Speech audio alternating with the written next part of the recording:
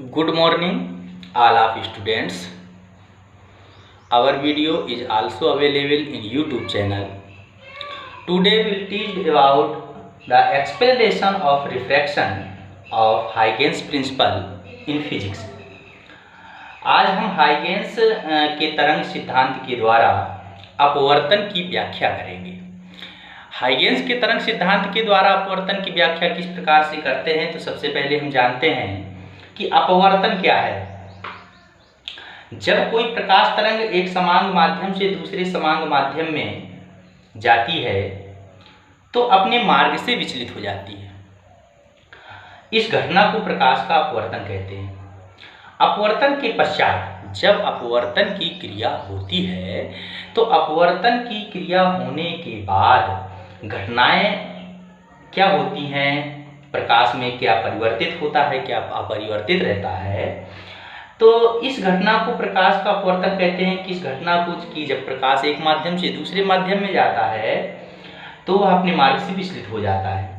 अब ये घटना अपवर्तन की हुई। अपवर्तन के बाद की जो घटना है, तो अपवर्तन के बाद प्रकाश की चाल तथा तरंग दैर्ध्य बदल जाती है, परंतु बदलता क्या नहीं है, आवृत्ति तथा रंग, प्रकाश का कलर चेंज नहीं होता है क्योंकि आवृत्ति नहीं बदलती है।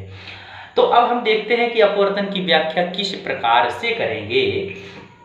तो अपवर्तन में आप जानते हैं कि दो माध्यम होते हैं और दोनों माध्यमों को विभाजित करने के लिए दोनों माध्यमों का एक जो सीमा पृष्ठ है उसको हम चित्र द्वारा इस प्रकार से दर्शाते हैं।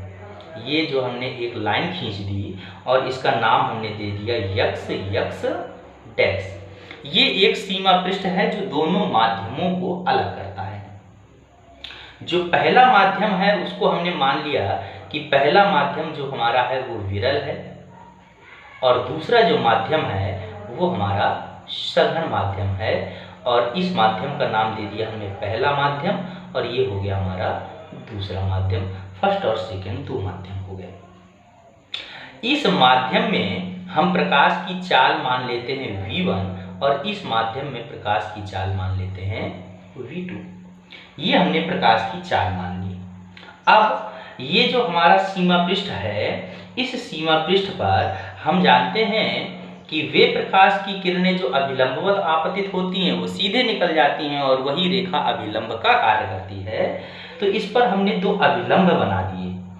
एक अभिलंब बना दिया हमने ये इस तरह से और इसका हमने नाम दे दिया यम यन। इस अभिलंब का नाम दिया हमने यम और यन।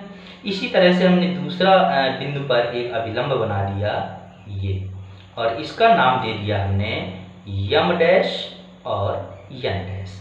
इसका जो नाम दिया यम डैश और यन डैश। इस तरह से हमने अभिलंब बना लिए। अभिलंब के बाद आप जानते हैं कि जब कोई भी प्रकाश की किरण आपतित होगी तो ये प्रकाश की किरण आपतित हुई।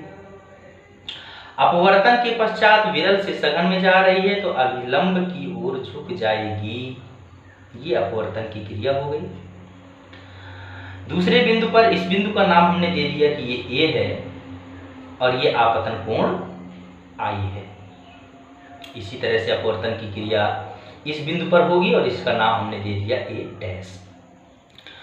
यहाँ पर जब अपवर्तन की क्रिया होगी तो अपवर्तन की क्रिया में हम प्रकाश की किरण को इस तरह से हमने आपतित हुई और अपवर्तन के पश्चात ये अभिलंब की ओर झुक गई।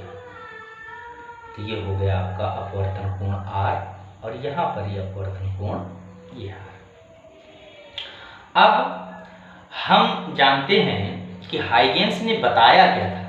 हाइगेंस ने ये बताया था कि हाइगेंस के सिद्धांत के अनुसार इन सभी बिंदुओं, किन बिंदुओं पर, जो ये बिंदु हैं जो तरंगाग्र होता है, तो सभी बिंदुओं से द्वितीयक तरंगिकाएं निकलती हैं। तो द्वितीयक तरंगिकाओं के बारे में पिछले वीडियो में हमने अध्ययन किया है।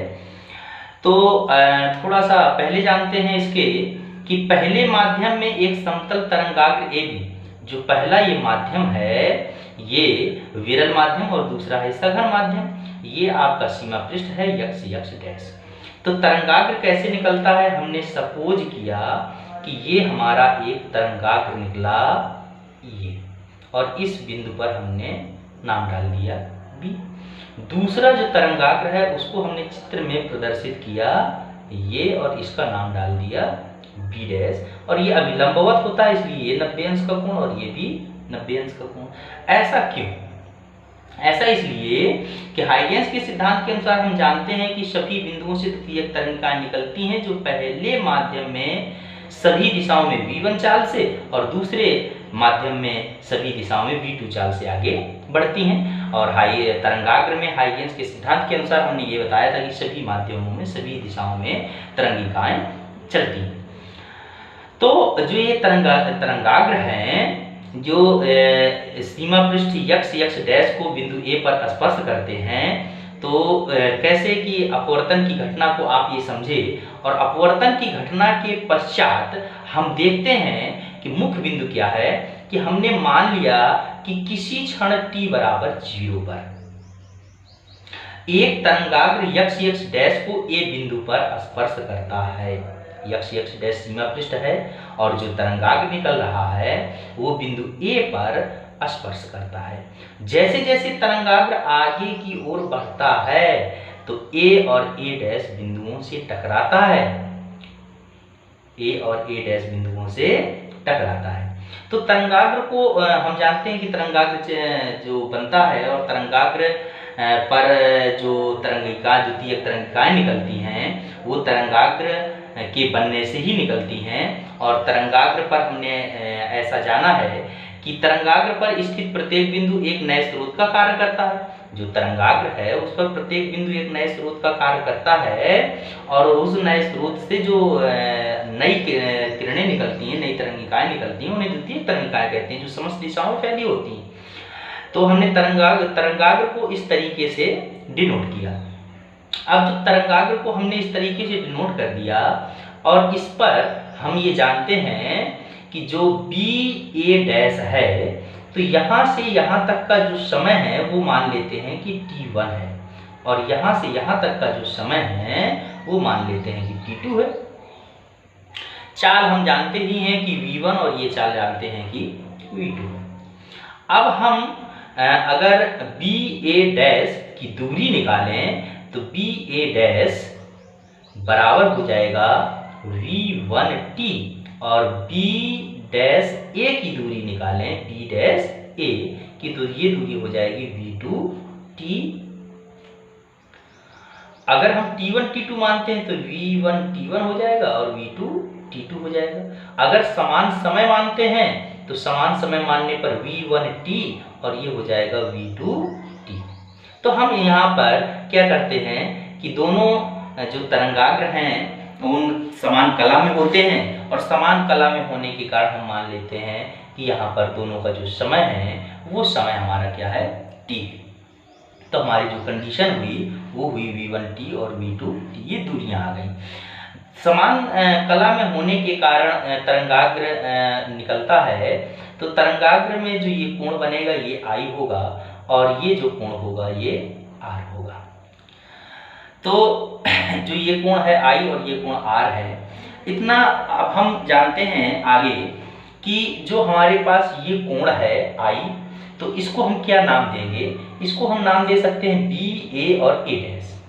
कोण बी ए डैश बराबर I है और इसको आपतन कोण कहेंगे। जो हमारा ये अपवर्तन कोण R है ये है ए डैश और बी डैश, ये कोण है हमारा अपवर्तन कोण R।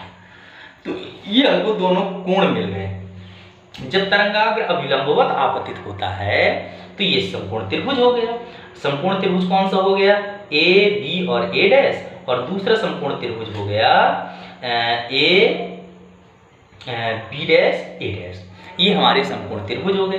अब समकोण त्रिभुज में हम ये नियम लगाते हैं कि साइन आई, समकोण त्रिभुज में हम नियम लगाते हैं साइन आई, और साइन आई बराबर इस त्रिभुज में क्या हो जाएगा? यहाँ पर कोण है आई, तो आई इसके सामने की भुजा है बी ए डैश, और इसका जो आधार है वो है ए डैश। तो साइन आई बराबर हो जाएगा B A dash upon A A dash. इसी प्रकार से हम साइन आर की वैल्यू निकाल लेते हैं। तो साइन आर की वैल्यू हो जाएगी A B dash upon A A dash, और ए बी डैश का मान हमने निकाला है v1t, और ए ए डैश को हम ए ए डैश ही लिख देते हैं। ए बी डैश का हमने जो मान निकाला है वो v2t निकाला है, और ए ए डैश को ए ए डैश लिख देते हैं। इसको मान लेते हैं समीकरण 1 और इसको मान लेते हैं समीकरण नंबर। इस तरह से हमें समीकरण 1 और समीकरण 2 प्राप्त हुए। समीकरण 1 और 2 जो हमें प्राप्त हुए हैं, इन समीकरण 1 और 2 से हम साइन आई अपान साइन आर का मान ज्ञात कर लेंगे। तो ये हो जाएगा v1t अपान v2t, t से t भी कैंसिल हो जाएगा, तो v1 अपान v2 ये हमको मान मिल जाएगा। और v1 अपान v2 जो क्या है, नियत है। यही अपवर्तन संबंधी स्नेल का नियम भी है। पहले माध्यम के सापेक्ष दूसरे माध्यम का अपवर्तनांक यदि 1μ2 लिखें तो साइन आई अपान साइन आर और is equal to v1 upon v2। चित्र में जो आपको तरंगाग्र दिखाया गया है, परावर्तित तरंगाग्र तथा पृष्ठ x y तीनों एक ही तल में हैं, जैसा कि आप अपवर्तन के नियम में पढ़ चुके हैं। और जो आपतन कोण का मान है वो बड़ा होगा और अपवर्तन कोण का जो मान है वो छोटा होगा। इसी तरह से v1 की जो वैल्यू है वो अधिक होगी और v2 की जो वैल्यू है वो कम होगी। हाइगेंस के सिद्धांत के अनुसार विरल माध्यम में प्रकाश की चाल सघन माध्यम की अपेक्षा अधिक होगी, और यही नियम आप अपवर्तन के नियम में भी जान चुके हैं।